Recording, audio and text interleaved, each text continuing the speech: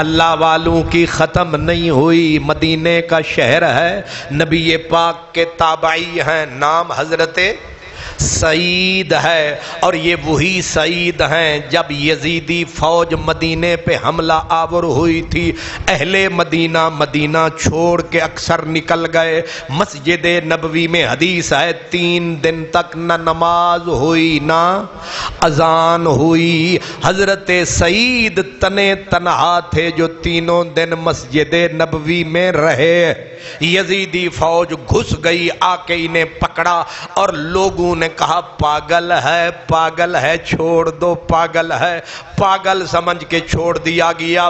مشکات شریف میں اور دیگر حدیث کی کتابوں میں ہے، حضرت سعید بن مسیب سے پوچھا گیا جب 3 دن مدینے میں نبی کی مسجد میں نہ نماز ہوئی نہ اذان ہوئی، تواڈیاں نمازاں انہاں دا کی بنیا؟ فرمایا میں حضور کے مزار کے اندر سے اذان کی تکبیر کی آواز سنتا تھا، اسی پہ نماز پڑھتا تھا۔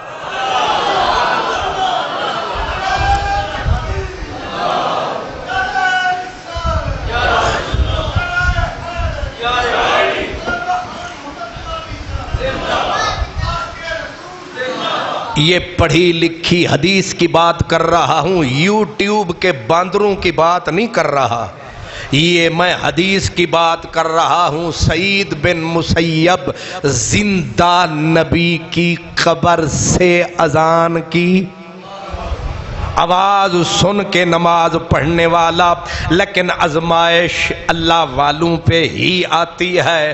عبد الملک کا آرڈر آیا، میرے بیٹوں کی، بادشاہ نے کہا میرے بیٹوں کی بیعت کی جائے تاکہ مرنے سے پہلے کام پکا۔ اے ہر جیڑا ہوندا ہے نا وہ اپنی نسل نو اگے اسانو تے وہ کھوتے سمجھتے ہیں کہ انہاں دی سواریاں۔ پرسوں میں پڑھ رہا تھا اخبار، اس میں لکھا ہوا تھا بلاول ہے ایک چھوکرا، وہ کہہ رہا تھا ہون میری واری ہے۔ میں معاف کرنا، میں نہ لیگ کا ہوں، نہ پی ٹی کا ہوں، نہ پی پی کا ہوں، لیکن میں بتا یہ رہا ہوں نیچر، فطرت۔ بلاول کہہ رہا تھا ہون، میں کیا اچھا ہون پتہ لگا واریاں لان آئے ہو، تے جرنل صاحب ذرا ہوش چاہو واری آلے جے۔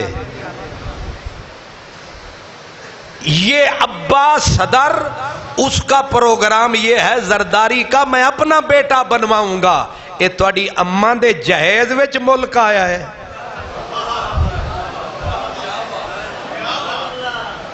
اے واریاں تسی لیندے رہو گے، سانو بھی تے تھوڑا جا دسو۔ ادا مطلب پرانے بھی اے کر دے سن تے نویں بھی نہ بدلے او نے نہ بدلے اے نے۔ ہون اسا نعرہ لاواں گے، سانو اے نہیں چاہیے دے، سانو مدینے آلے دا نظام چاہیے دا ہے۔